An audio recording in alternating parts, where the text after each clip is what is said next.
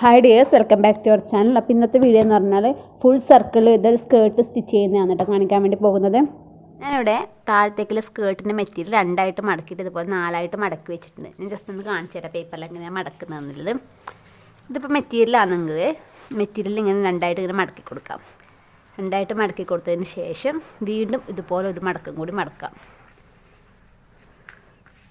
അപ്പോൾ ഈ ഒരു സൈഡ് ഫോൾഡിങ് ആയിട്ടുള്ളതും ഈ ഒരു സൈഡ് ഓപ്പൺ ആയിട്ടുള്ളത് വരും. ഇങ്ങനെ വന്ന ഈ മെറ്റീരിയലിനെ നമുക്ക് അമ്പർലക്ക് മടക്കുന്നതൊക്കെ ക്രോസിലായിട്ട് മടക്കാം.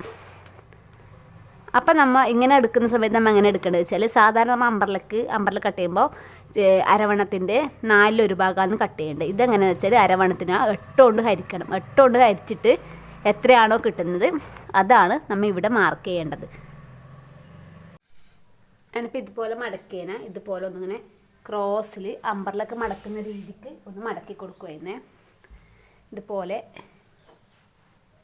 കറക്റ്റായിട്ട് അമ്പർലൊക്കെ മടക്കുന്ന പോലെ ഇങ്ങനെ മടക്കി വെച്ചിട്ടുണ്ട്. എനിക്ക് അരവണത്തിൻ്റെ 8 കൊണ്ട് ഹരിക്കുന്ന സമയത്ത് കിട്ടുന്നത് 2.5 ആണ് കേട്ടോ. അപ്പോൾ ആ ഒരു 2.5 നമുക്ക് ഇവിടെ മാർക്ക് ചെയ്ത് കൊടുക്കാം കേട്ടോ.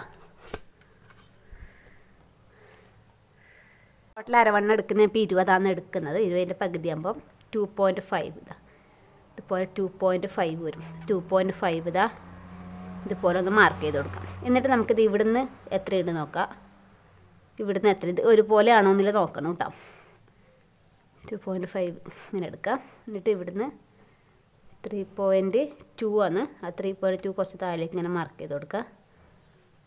3.2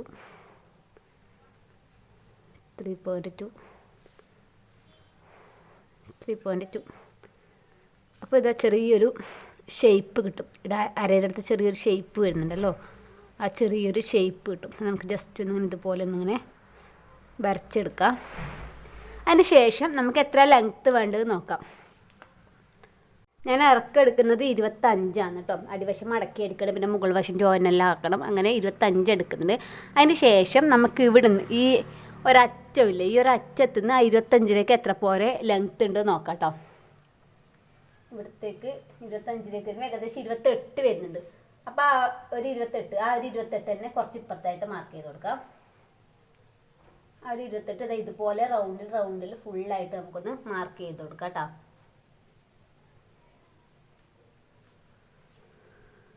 ഇത് ഫുള്ളായിട്ട് മാർക്ക് ചെയ്തിട്ട് ഇതുപോലെ വരച്ചിട്ടുണ്ടെങ്കിൽ നമുക്കിതൊന്ന് കട്ട് ചെയ്തിട്ട് മാറ്റാം. ഇതേപോലെ തന്നെയാണ് ലൈനിങ് കട്ട് ചെയ്യേണ്ടത്. ലൈനിങ് ഇതുപോലെ ഇത്രയും മടക്കുന്നില്ല. സാധാരണ നമ്മൾ അമ്പർലൊക്കെ എങ്ങനെയാണ് മടക്കുന്നത് അത് കണക്ക് സാധാരണ മെറ്റീരിയൽ ഇതുപോലെ രണ്ടായിട്ട് ഫോൾഡ് ചെയ്തിട്ട് ഇതുപോലെ ഇങ്ങനെ മടക്കി എടുക്കുന്നതേ ഉള്ളൂ കേട്ടോ. ഇതുപോലെ ചെയ്തിട്ടാണ് അമ്പർലക്ക് ലൈനിങ് നമ്മൾ ചെയ്തെടുക്കുന്നത്. ഇതേപോലെ ചെയ്തിട്ട് അരവണത്തിൻ്റെ 4/1 ഭാഗം മാർക്ക് ചെയ്യാം. പിന്നെ നമുക്ക് എത്ര ലെങ്ത്ത് വെച്ചാൽ അതും കൂടി മാർക്ക് ചെയ്യാം. ഇങ്ങനെ കട്ട് ചെയ്യുന്ന സമയത്ത് ഇങ്ങനെ റൗണ്ടിലാന്നിട്ട് കിട്ടില്ല, ഒരുപാട് വിരിവും കാര്യങ്ങളും കിട്ടും. ഇതിപ്പോൾ നമുക്കിപ്പോൾ ഇതിനേക്കാളും വിരിവാണെന്നുണ്ടെങ്കിൽ ഇതുപോലെ ഇവിടുന്ന് നമുക്കൊരു കട്ട് ഇട്ട് കൊടുക്കാം. ഇവിടുന്ന് താഴത്തേക്ക് ഒരു കട്ട് കൊടുക്കാം. അതേപോലെ ഇതുപോലെ 8ആയിട്ട് മടക്കിയിട്ട് വേറൊരു പീസും കൂടി എടുത്തിട്ട് അതൊന്നിച്ച് ജോയിൻറ്റ് ചെയ്ത് വെച്ചാൽ ഒരുപാട് കിട്ടും. എനിക്കിപ്പോൾ ചെറിയ കുട്ടിക്കാരൻ്റെ അത്രയൊന്നും ആവശ്യമില്ല. ഞാൻ കട്ട് കൊടുക്കുന്നുമില്ല കേട്ടോ. ഞാനിവിടെ അലാസ്റ്റിക് വെച്ച് കൊടുക്കുകയെന്നത് ഇപ്പോൾ നമുക്ക് റൗണ്ടിൽ തന്നെ കിട്ടിയതുകൊണ്ട് നമുക്ക് കട്ട് കൊടുക്കേണ്ട ആവശ്യമില്ല. അപ്പോൾ അതങ്ങനെ വെച്ചിട്ട് തന്നെ ചെയ്യുകയാണ് കേട്ടോ. നമുക്കിതിൻ്റെ അടിവശം മടക്കി അടിച്ചു കൊടുക്കാം.